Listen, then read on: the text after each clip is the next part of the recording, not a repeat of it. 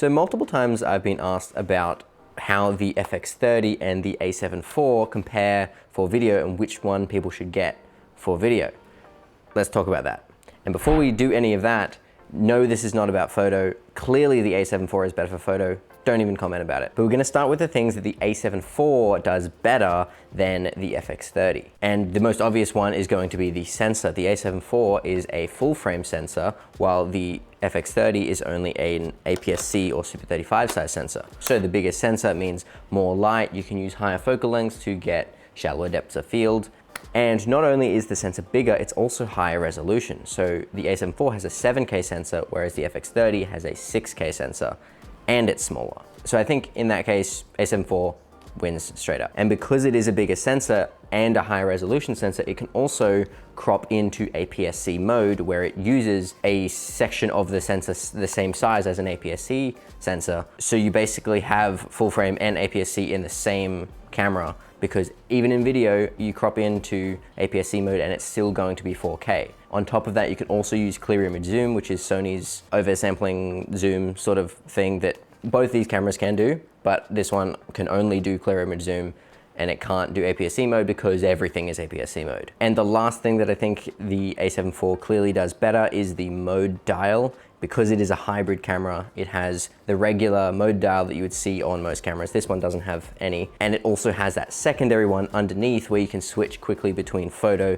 video, and S&Q modes. Where with the FX30, there's only a mode button, and then it comes up with a digital dial to change between modes. For me, that's not a huge deal because I don't use this for photos very much. But for a hybrid camera like the A7 IV, it's really helpful if you're shooting regular video, slow motion video, time lapses, or photos all interchangeably. Okay, now let's talk about what the FX30 does better than the A7 IV. And probably the one that a lot of people want to know is the price, and it is cheaper. The FX30 on its own is significantly cheaper than the A7 IV. And even with the optional top handle, which you can get in the box, I've got the top handle for XLR audio. Even with that included, it's still cheaper than the A7 IV. So that can be one of the things that sort of makes this better value, because it is, you know, less overall price, and you do also get those extra things, even if things like the sensor aren't quite as good. Speaking of the audio handle, it is very useful. I've talked about it before in my review of the FX30,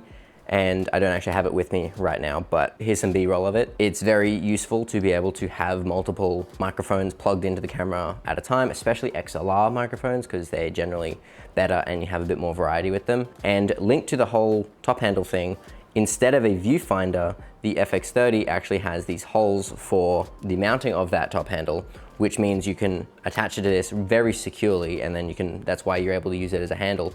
Whereas you can use it on the A7 IV, but it's not the best. It goes into the multi-interface shoe and it works, the data passes through, but it's not very stable. So as long as you're not moving the camera around, definitely do not try and use it as a handle. And I don't even shoot it vertically with the handle attached to the A7 IV, just because I don't trust the MI shoe to hold it in place. Now you can, I'm pretty sure, get a little bracket from SmallRig that would like attach to the cage that then gives you these mounting points on the A7 IV or other Alpha cameras.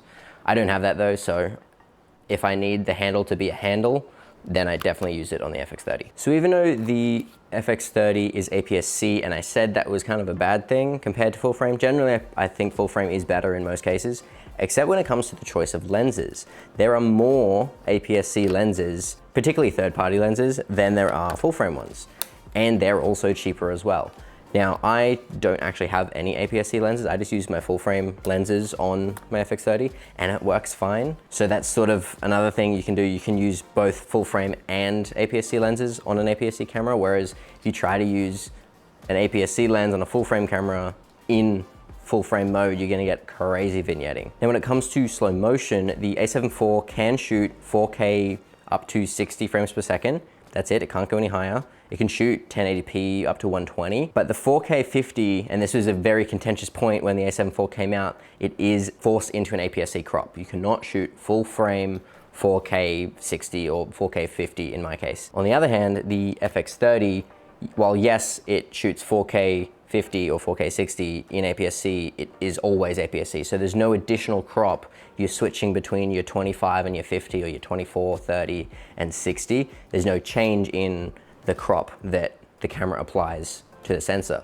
Whereas on the A7 IV, if you're switching back and forth between frame rates, it will be cropping in and out, and it can be quite annoying, really. And the FX30 also can do 4K 100 or 120. I wouldn't recommend it though, because it does crop in an additional 1.5 times, and it's kind of really noisy. So a lot of people say just don't bother with it, and you know, like you can use it, but it's not the best. So two of the most obvious things when it comes to the FX30 versus the A7 IV is the FX30 is built more for video.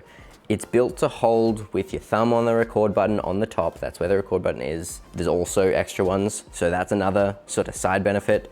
The FX30 has two record buttons, like it has one on the front, just here, one on the top, which also lights up, and it has other tally lights as well. So the tally lights is a whole nother thing that I think is way better for the FX30 versus the A7 IV. Now, the A7 IV does have a dedicated record button, but it's kind of not in a great spot the way that the body just sort of works, and I just have the shutter button to record anyway. And if you have the shutter button to record, you don't really need another button in that area. I've actually remapped the record button to do something else, and I've actually mapped the button that's actually on the back top left corner on the A7 IV C3. I've actually mapped that to record because it's more useful, because it can reach it easier if you can't reach the shutter button for whatever reason. Still not as good as having a record button on the front though, that the FX30 has. But the A7 IV is just in a standard like Sony Alpha hybrid or even photo body. Like it's not built for video, it's built for photos, and it can just also do video. And that seems to be the way that mirrorless cameras work at the moment, unless they're like the FX3 or the FX30, where they're built for video. And what goes along with that is also the built-in fan. There is actually a fan inside the FX30, so this will never overheat, and it gets a little bit warm, but it doesn't get hot. The A7 IV, on the other hand, you know, I'm 10 minutes into this clip and it's probably pretty warm right now. I mean, to be fair, it is a hot day in December in Australia, so that's fair, but the FX30 doesn't have that problem. And going back to the sensor, the rolling shutter performance on the FX30 is better than the A7 IV. The A7 IV is not the fastest sensor, so it does suffer from, you know, pretty bad rolling shutter issues. I think it's around 30 mil. I might look it up and put it on the screen now, but I'm not really gonna test it. I'll show an example of the same shot with a pan. Basically what rolling shutter is because the sensor reads every pixel sequentially from top to bottom, if you're doing fast pans, you will have sort of some weird lines in there, and it'll have a bit of a jello effect, whereas this one is not amazing by any means. It's not as good as like the FX3, and definitely not as good as Global Shutter, because Global Shutter literally cannot have that issue, but it is better than the A7 IV. So if you're shooting more like high speed stuff, sports, anything, vlogging even, can be better on something like this versus the A7 IV. Another physical thing is the zoom rocker that is actually around the shutter button here. Now you can map this to clear image zoom, you can map it to power zoom on a power zoom lens if you have a power zoom lens. I don't, but you can zoom directly in the lens if you have one of those lenses. You can also set it to digital zoom, although I don't know why you would do that. Either clear image zoom or nothing, basically.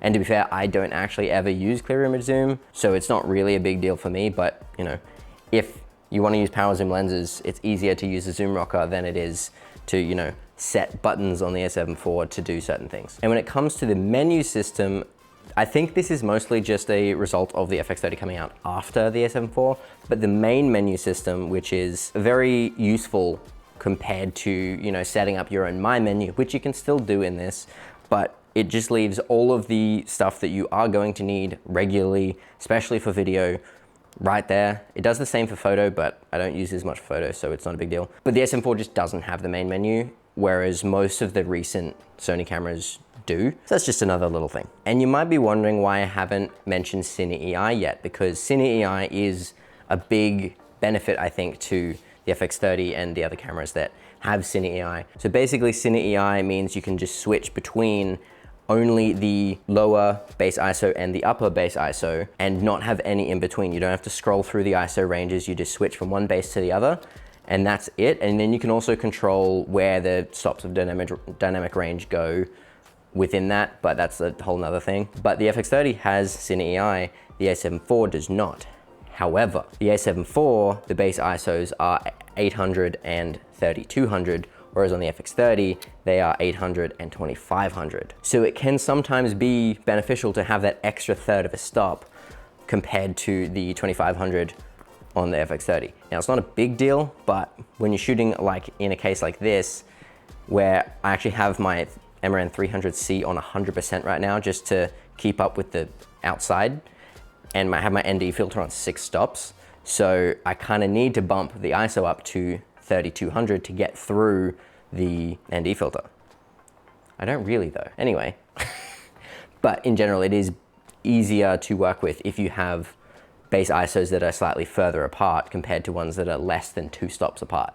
Now, neither of these are an FX3, an A7S3, and an FX6 with the 12,800 second base ISO, but I think the A7 IV is slightly better. However, Cine EI is also better than not having Cine EI. So it's kind of a neutral give and take in this case. So that's just sort of a comparison of where they are. Now, the FX30, I think, has more going for it when it comes to video. So if video is the only thing that you really need it for, maybe you want to take thumbnails or something, then the FX30 is the way to go. If you need a true hybrid camera, because photos are just as important to you as video, then maybe something like the A7 IV would be better than the FX30, just because it does both pretty well, whereas this one does video better than it does photo. So I hope that answers that question. Feel free to leave more specific questions in the comments.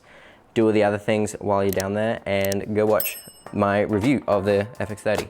I'll see you next time. Okay, bye.